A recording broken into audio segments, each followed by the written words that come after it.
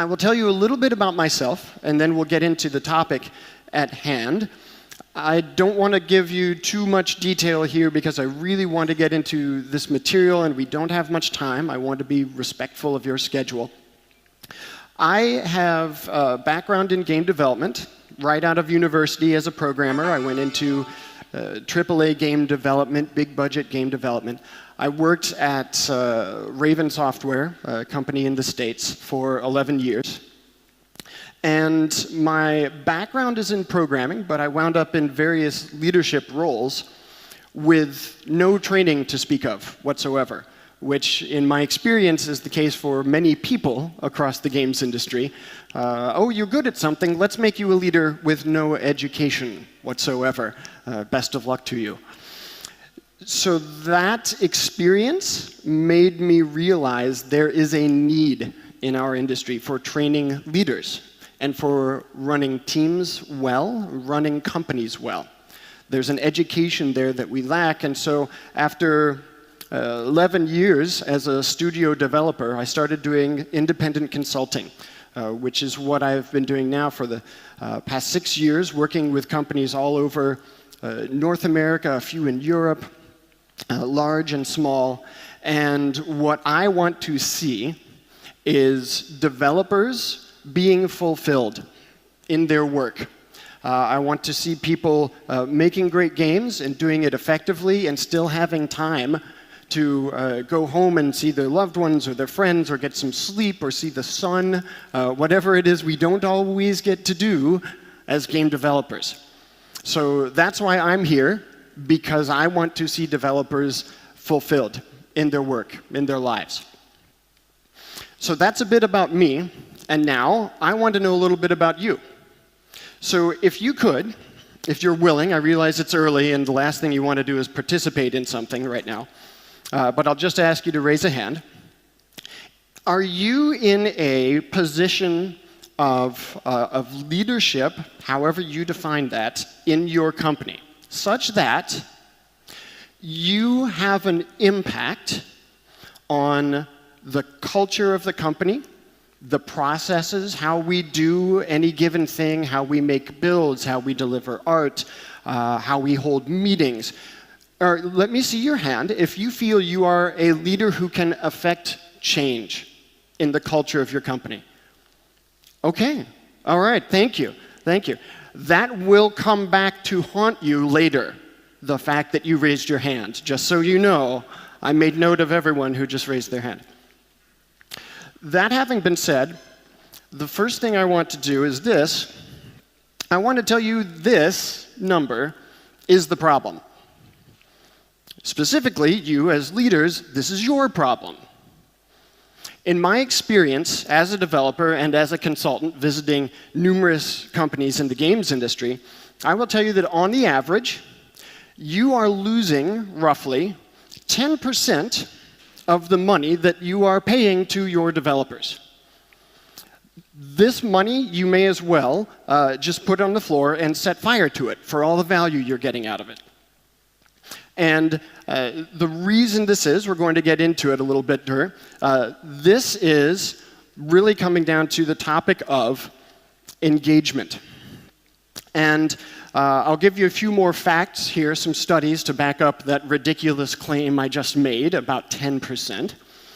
But the 4 topics at hand here today, we're going to talk about what engagement is, do a little bit of defining that. We're going to talk about why it's important, a little bit of history of engagement, and the main reason I do that is I want you to be able to study this yourselves and deliver solutions to your environment, your office, your teams, because we already determined that many of you feel you can impact the culture at your company. And then I'm going to talk about some examples, what some companies around the industry are doing to improve engagement in their environments. So what is engagement? And I have to apologize primarily to our fabulous translators whom I met earlier, because English is a dumb language. I am so sorry that you have to put up with this, but the word engagement can mean numerous things. So one thing it can mean is this: Somebody's getting married over here. They're planning a wedding. What a wonderful thing. Now, it can also mean this, a military encounter. And for those of you who have planned weddings, they're not necessarily all that different from a military encounter. At least mine wasn't. And for those of you who are really interested, this is Hannibal teaching the Romans a lesson in humility. So these are some of the meanings of engagement. Now, for our purposes today, here's what we're really going to go with. This is emotional investment. And the indication of it is what's referred to in the business literature as discretionary effort. And what that looks like to us in game development, people who are willing to work longer hours than they're getting paid for. People who stay late nights, who work on the weekends because they are so excited about getting this feature in, about getting those KPIs for engagement up, that they are putting in the extra effort. And you can see this when people, their morale is up, their emotions are high. This is what engagement is. Now, what's interesting about this is that we're drawing this term engagement from business literature, in which nobody actually really knows where this term first came from. The first time that we really see it in literature is in 1993, when somebody more or less used these words to describe it. But so for an actual official definition, no one's really sure. But this is what we're going with today. So why is engagement important? I'm going to go with an organization you may be familiar with, the Gallup organization.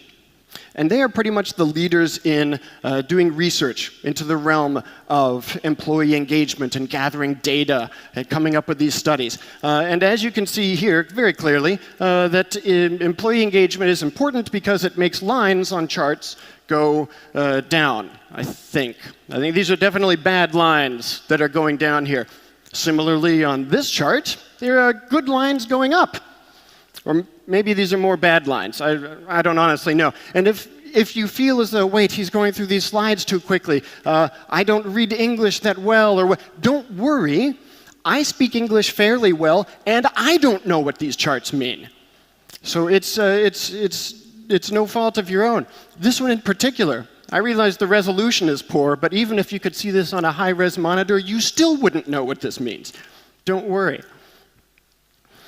So engagement actually has some difficulty being studied properly. One reason is researchers aren't entirely sure if engagement is a cause or an effect. We know that engagement is associated with a number of very positive things. Reduced absenteeism. So when people don't show up to work, they take a personal day or they're sick, that absenteeism goes down when you see people engaged.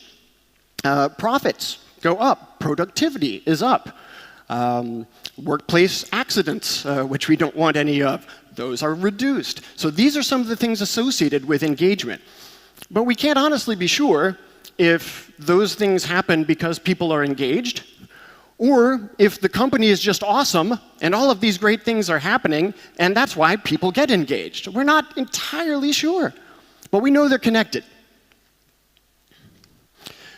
So the history of engagement, and here's where I'm gleaning a lot of this information from and where I would invite you to do your own research. I'm going to share a few books here with you, and the first one is a very classic piece of business literature, First Break All the Rules. And this book was published in 1999, and it comes from 80,000 hours of interviews with managers all over the world, 400 different businesses.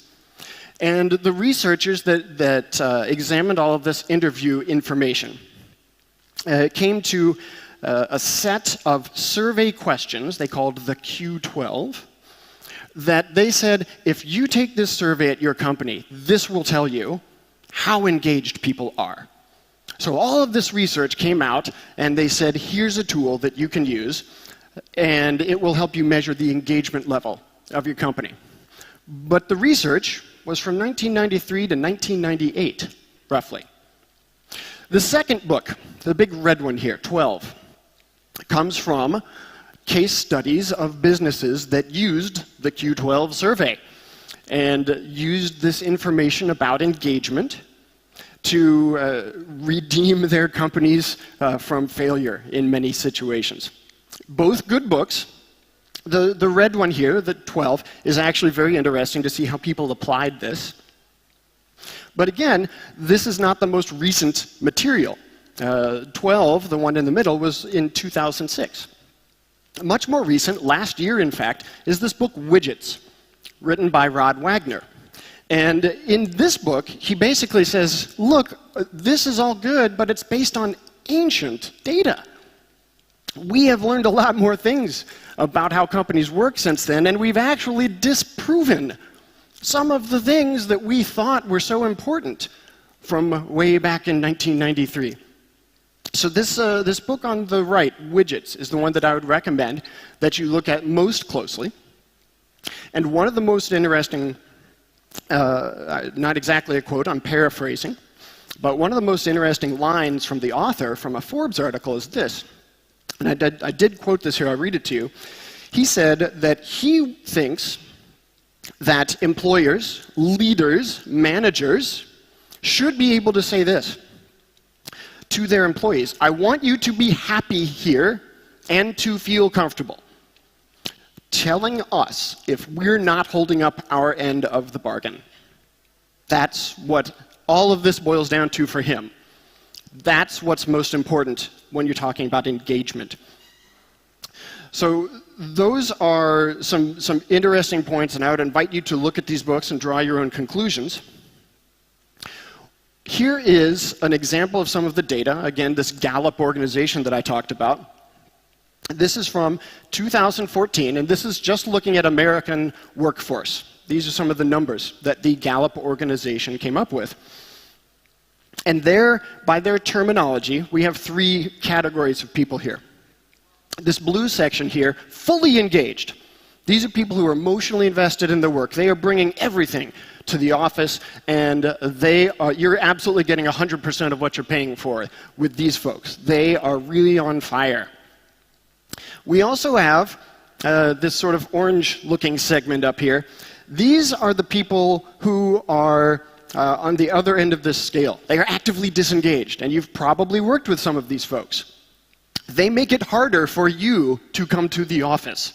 They are actively disengaged. This large red chunk here, little more than half of the workforce, are somewhere in between. They're not fully engaged. They're not actively disengaged. But you're not getting everything that you're paying for when you pay their salary. They're mostly just showing up to get a paycheck. You've probably worked with some of them as well. I know I have. One of the other quotes from the author of Widgets, the most recent book, he says that when you consider disengaged employees, typically the way that people have spoken of this in the literature is these are employees who have chosen to disengage, to just show up.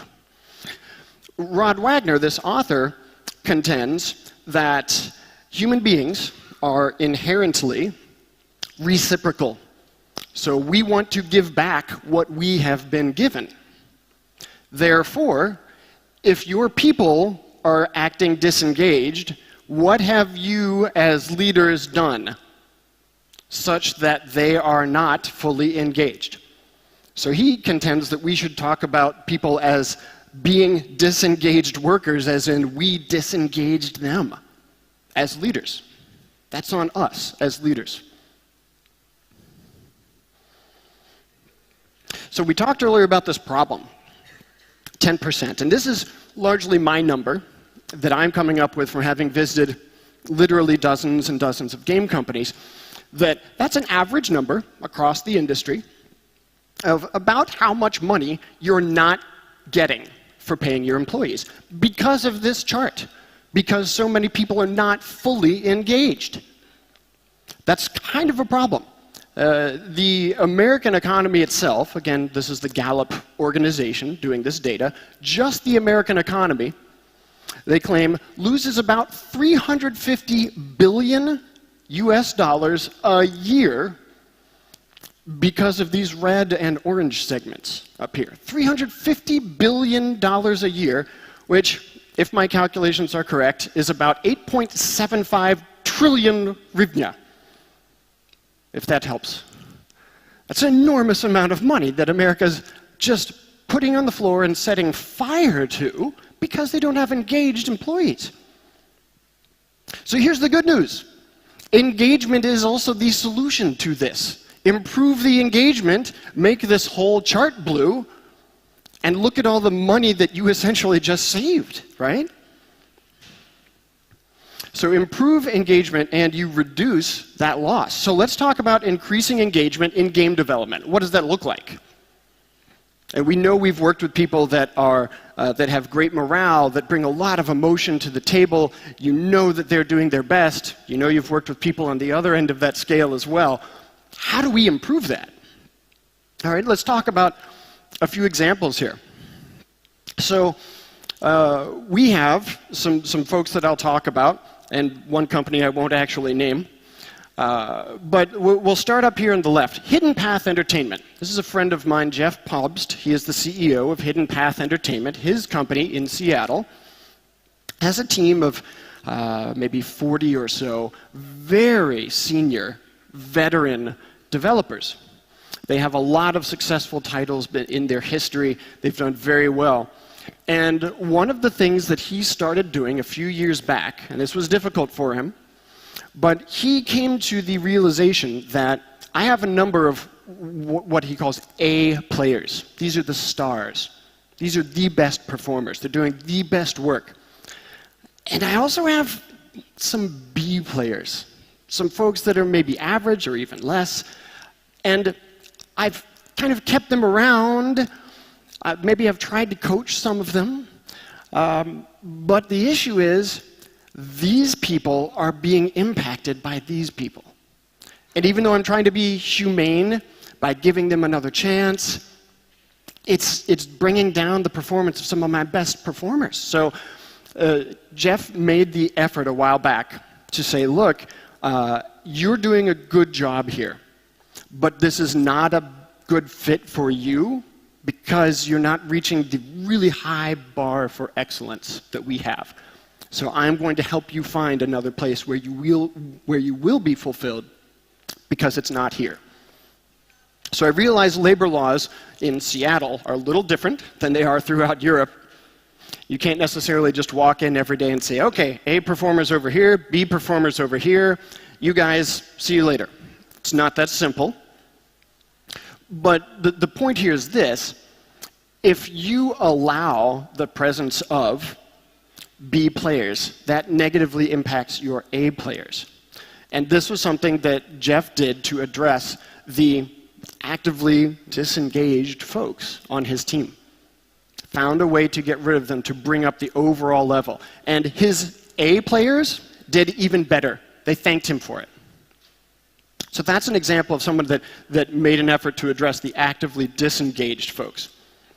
Now, if we look at Riot Games over here, and I will talk about them as a pretty good example. Last I checked, they're doing something like $80 million a month with one game that they've ever launched. And the joke is, why are we called Riot Games? We should be called Riot Game. But they're doing okay as far as success goes. And about a year and a half, 2 years ago, they moved into this beautiful new campus. 24 buildings that they renovated for their 1,500 employees. And I got a chance to tour that campus with the director of engineering several months ago, a friend of mine. And after seeing the place and sitting down in their one of their many cafes that they have on their campus, as you do, I said, Michael, this place is fabulous. You've done everything that I could ever imagine for a wonderful work environment. What is the best positive impact that you have seen? What's the best attribute of this new work environment for your people? And he said, really, what I think we have done the best is we have provided our developers, who are already fairly well engaged, we have done our best to give them everything they need, tools, environment, to absolutely do their best work, and then we just get out of the way and let them do it. So the example that he raised, the way that their office space is set up. If you want to work in a single office by yourself, we have those. Go do it. Move your desk in there. That's fine. If you want to be in a small room with 2 or 3 other people, do that. We have those rooms available as well. If you'd like to be in a large open space with a team of 20 people so you can yell at each other and collaborate, we have that space too. Go do that. If you need to have a meeting, we have dozens of conference rooms. Go use one of those. So they've provided all of these tools so that their people who are already fully engaged can do even better work. So that's what he said was the best thing that they've done, moving into this brand new shiny campus of theirs. So those are the actively disengaged, the fully engaged segments. What about this large red chunk here? The not entirely engaged people, which is more than half. So I'll use an example from a AAA company that I probably shouldn't name because I'm probably not supposed to know as many things about it as I do. They're not a client of mine. And the material that I will share here with you is this, and this is a company you would know. If I mentioned the name, you'd, oh, sure. This is a company of a few hundred people. They put out a number of great games. And one of the things they've done that's helped address this big red chunk here of the not fully engaged. Now, you're familiar perhaps with performance reviews. In the States, I can't speak to every country and every company, but in the States, for the most part, performance reviews are a dreadful process. They are absolutely a blight on the landscape of the workplace. They're a horrible thing. They occur once a year, they eat up a lot of your time, you don't derive any value from them, and they're just atrocious. What this company has done, they have provided their managers with the ability, with the encouragement to have regular and frequent one-on-one meetings with all of their people throughout the company, to the point that they no longer do performance reviews of any kind. They threw them completely out. Now they meet with everybody and make sure everyone has a relationship with their boss, so that their boss knows what their interests are, what their strengths are, how to help them develop. And we're going to talk a lot more about one-on-ones. So that's something they've done across the company and has addressed even more than the 51%. The entire workforce has their engagement level brought up by being more closely connected with their managers. So here's what I'm going to give to you as the singularly most important point to take away. If you want to improve the engagement level of your people, you help them develop. You encourage their professional development. Grow your people. We already saw a number of hands. You're responsible for impacting culture. You can make changes in processes. This is something that you need to see as a focus at your company, helping people grow. And these are specifically the 4 points that I will raise that you could focus on. If you are a manager, if you are a leader of any point, look at these 4 things. Culture. This is foundational. So the question that I have for you with regard to culture is this. Consider this, this spectrum of possibilities. Does your company disapprove of people spending time just on their professional development in the workplace? You have hundreds and thousands of JIRA tasks, you have a sprint backlog, you have all of these meetings to attend, and you're over here watching videos from the GDC vault, or you're reading a book, or you are attending a learning session of some sort. Do we approve of those, or do we disapprove of that time because you're not at your desk feverishly fixing bugs? So there's actively disapproving of that. There's also, well, we'll allow it. If you find a way, maybe spend your lunch hour, we'll let you read a book. Okay. Or do you even approve of it, or do you even support it with resources? Yes, please, it's important to us that you grow, and that's why we have this site license for these videos, for these books, why we have a license to the GDC Vault, why we will send people to events like 4C. We actually want you to grow so much that we provide you with resources to do so. So there's a spectrum of responses there. That's talking about your culture. So where does your culture stand there? I mentioned one-on-ones. Important things you need to know about a one-on-one. It's a manager and an employee getting to know each other, building a rapport, a relationship. You don't have to be best friends, but you need to know the people on your team. You need to know what their strengths are. You need to know what their goals are. How can you help them grow if you don't know what they would truly be passionate about? And you need to plan for this growth as a manager. Don't just wait for the one-on-one and have somebody tell you, I'd like to be a better communicator. And then you think on the spot, how can I help this person improve their communication? Plan for this. You take some of your time and schedule. How am I going to come up with growth opportunities for my people? You set aside that time. You're the leader. And protect it. It is very easy in a workplace environment when you have a milestone build coming up, when you need to make a demo for E3, when the investors are coming by. It's very easy to get caught up in all of the tasks, fixing all of the bugs, making sure the build is running. And you set aside the time that you're supposed to be working on your own development because you feel guilty doing it, because we have this crushing deadline coming up. Your job as a leader is to protect that time for these people. Now, I get that there are exceptions. There will be times in game development when people's hair is on fire. I've had my hair on fire. I know how that works. There will be times when you feel like you're defusing a bomb and you can't be pulled away to go read a book. I get that. Please, defuse the bomb. Yes. But as a leader, you need to protect your people's time so that they don't feel guilty, so that nobody steals that opportunity from them to learn and grow while they're in the workplace. And possibly the most important aspect of this that I would share with you as a leader is that this is not something you do on top of your job. This is your job, helping people grow. So now the question is this: what if you are the leader? How do you grow? What if you're the CEO and you don't have a boss to provide you with growth opportunities? What do you do then? There's a great quote that I got from Eric Schmidt. He's the one-time CEO of Google. I think he's the chairman of the board now. And he said, I have a coach. I think everyone should have a coach.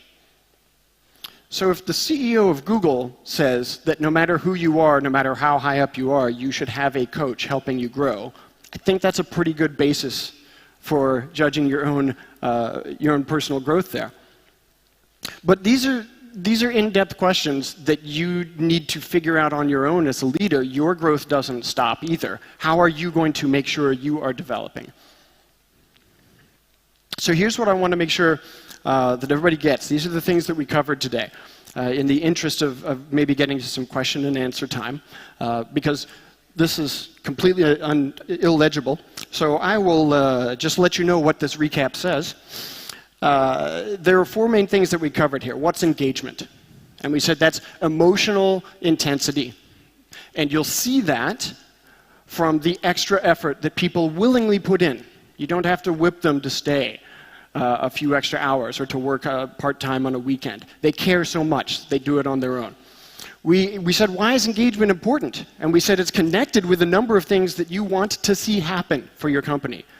You want to see people being in the office more, reducing absenteeism. You want to see higher productivity, more profits. You want to stop setting fire to 10% of the money that you're paying people. And the history of engagement, so that you can learn yourselves. We talked about a few of the books there that are great resources. And the main one that I would recommend really that you start with, because it's more recent and very appropriate for the times, is the one called Widgets by Rod Wagner. And the 4 points that we talked about when it comes to increasing engagement, things that you can do as a leader, and we talked about some examples of this that other companies have done. We talked about culture. Where does your company stand on this scale? From disapproving to actively providing you with resources. Does your company care about your professional growth? What can you do about that? And then we talked about one-on-ones. Every manager should have one-on-ones with all of their team members, everybody. And if you're a leader and you're not getting a one-on-one with your boss, that's a problem. We also said you need to plan for that time and you need to protect it. So your people deserve that shot at professional growth and development. They shouldn't feel like they have to go find it on a weekend or dig that time out of their schedule somehow. You plan for that, and you protect that time on their behalf. You're the leader. So those are the things that we covered today. And I'm going to go into questions in a little bit. But what I want to really start with is this, my question. Because it's all about me, as you can see, I have the microphone and you don't. So the question that I have for you is this. The people who raised their hand earlier and said, yes, I can impact the culture at my company. I can impact processes at my company because I'm in some measure of leadership.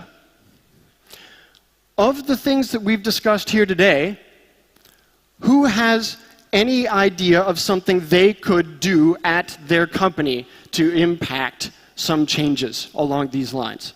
Who has some? We have a few hands. Great, wonderful. Yes, okay, excellent. Yes, please. I think the great thing is one-on-one meetings. So one-on-one meetings. Yeah, I'll apply this principle and it will definitely improve my company. So thank you about it. Excellent, excellent. Who else? I think we had up here in the front here, please.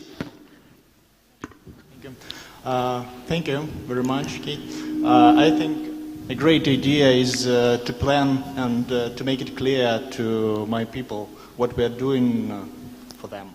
Yeah. Very good. So making sure people understand, here's where our culture is on this scale of providing you with professional development opportunities. Excellent. Who else? I've had some in here. Let's not ignore these folks. You had your hand up a second. Yes, please. Can we? Got a few, and then closer to the back here. You know, I like this one amendment about that I probably should ask one-on-one meetings from my boss. It could help a lot also. That's difficult, right? Mm-hmm. Okay, but a fair point. How are they going to happen if you don't ask? Yes, and then we had a hand raised in the back here, if we could, Dimitri.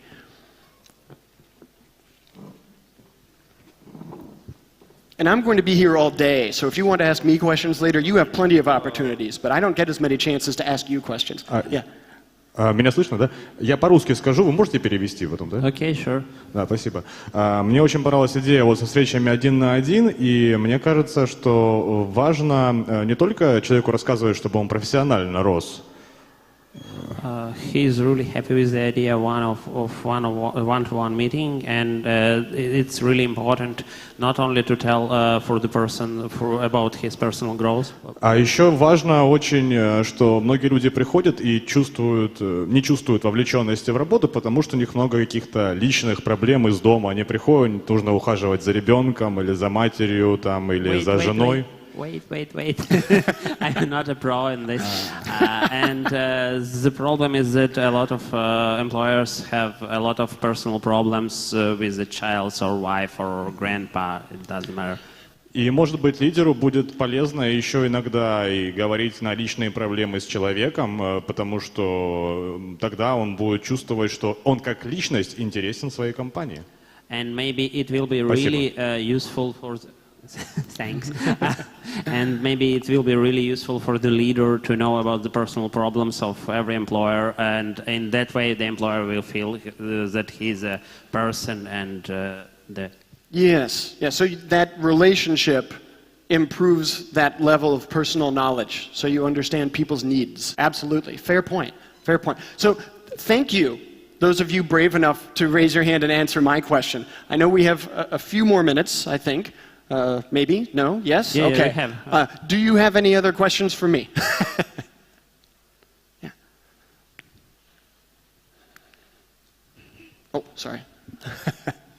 Okay, thank you for your presentation. So my question is regarding to protecting your guys from feeling guilty, right? So it is an important problem, and actually, to be honest, it is very attractive tool for the managerial staff, right? To press the guy to do something on weekends, on overtime, etc. But really, this feeling is destructive for the team, and you're quite right. The gas has to be protected. So my question is, do you know about the new technique to avoid gathering the estimations from the guys? Not to estimate at all, but not gathering the estimation from the guy, so they will not feel guilty to break the term, right? What do you think about this? So I think, if I understand your question correctly, if we're talking about estimating tasks, you have 10 tasks in front of you, how long will they take, those sorts of things, and therefore we can schedule around that amount of time. Exactly. Well, but what if my estimates just filled up my entire week? Where does my time go for my professional development if I just told you that I'm estimating my schedule is full, right? That's the question, essentially? Actually not. Okay. Let me try to clarify. When we gather the estimations from the guys, they provide you with kind of commitment, right? Yes. So, and when they break it, because the guys are optimistic by nature, right?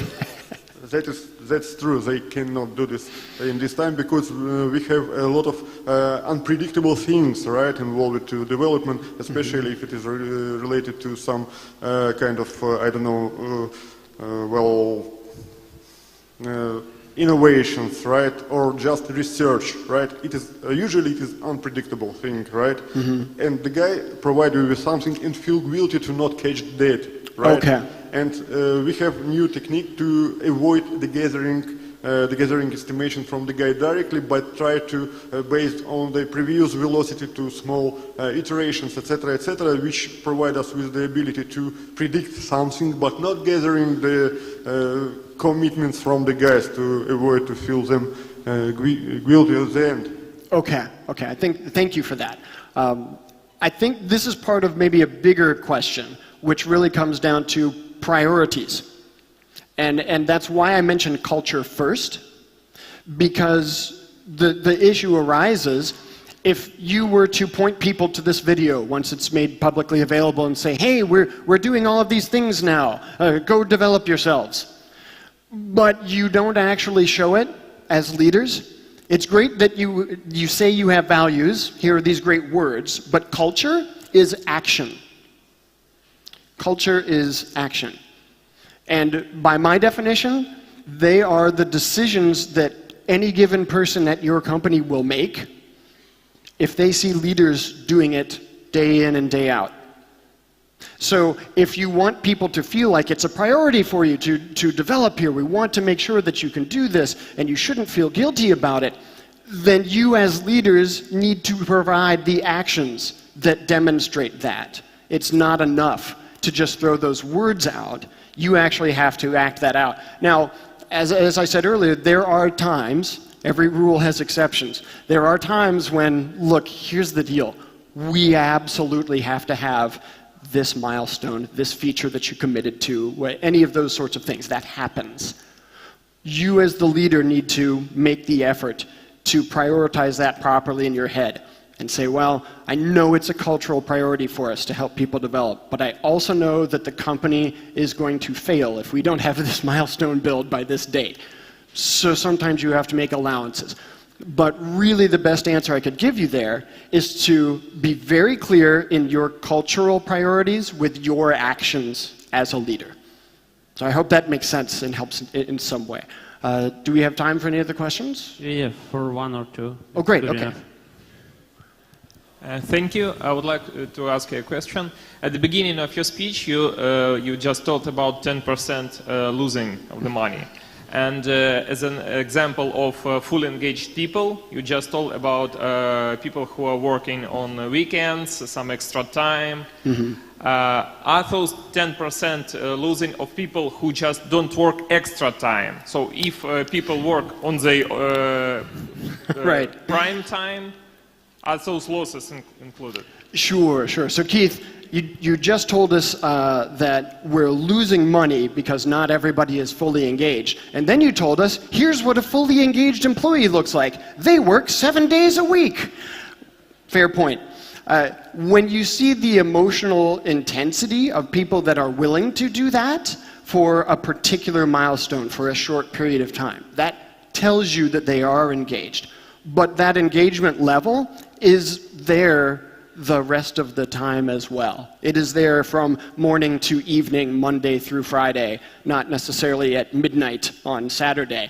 So that 10%, which is largely a number I pulled out of thin air to be wonderfully demonstrative in a presentation, that 10% refers to, for the most part, everybody else. You know what people look like when they are, when their morale is high and when they are emotionally driven and that they're being very passionate in their work. And you know what it looks like the rest of the time. The rest of the time are the people where you're paying them this and your company is getting this. Does that help? Okay, thank you. That's a great question. So we have time for just one last question. Okay, this, Please? Don't hand him the microphone. No, I'm kidding. Keith, I just want to say how much I enjoyed your presentation. Thank you. And I was really struck by your comment about culture and one-to-one meetings and everything else is not on top of a leader's day job. That is the day job. This is a pretty broad question, but I wonder if there's one thing that you could leave us with, one parting thought about being a better leader and driving engagement that we can take away. What would it be? What was the one thing, if we just started doing that for you and for us, could make all the difference? If I had to say, here's one item to be a better leader to take away today, my response is to tell you that you need to value people. And these aren't employees, they aren't numbers, they aren't resources, they aren't programmer number 7, animator number 2, right? These are people. And that's one of the main reasons you have a one-on-one. That's one of the main reasons that we care about their development. And overall, that's why we care about this topic, because it means something to the company. A good friend of mine is a technical director at a large AAA company. And he's been a leader for years. I value his insights and opinions. And he has said this: it is more important for us to care about your developers' tomorrows because there are simply more tomorrows. So valuing people as people is really where I would start as a leader. And that's why you need to have one-on-ones and build a rapport. The single most amount of time that anyone spends awake is at work. And the biggest impact on that time is made by your boss. People leave companies because they have a bad boss. They will chase to a new company because their boss went there. So forge that relationship with people, have a rapport with them, and you're making the biggest impact on them for their benefit and your company that you possibly can. Does that help? Yeah, really helpful. Thank you. Excellent, excellent. Thanks for the question. So thank you, Kate. Thank everybody who came here. Just come back in 15 minutes for another presentation. And thank you, Vanessa. Wonderful. Thank you guys for your time. I appreciate it.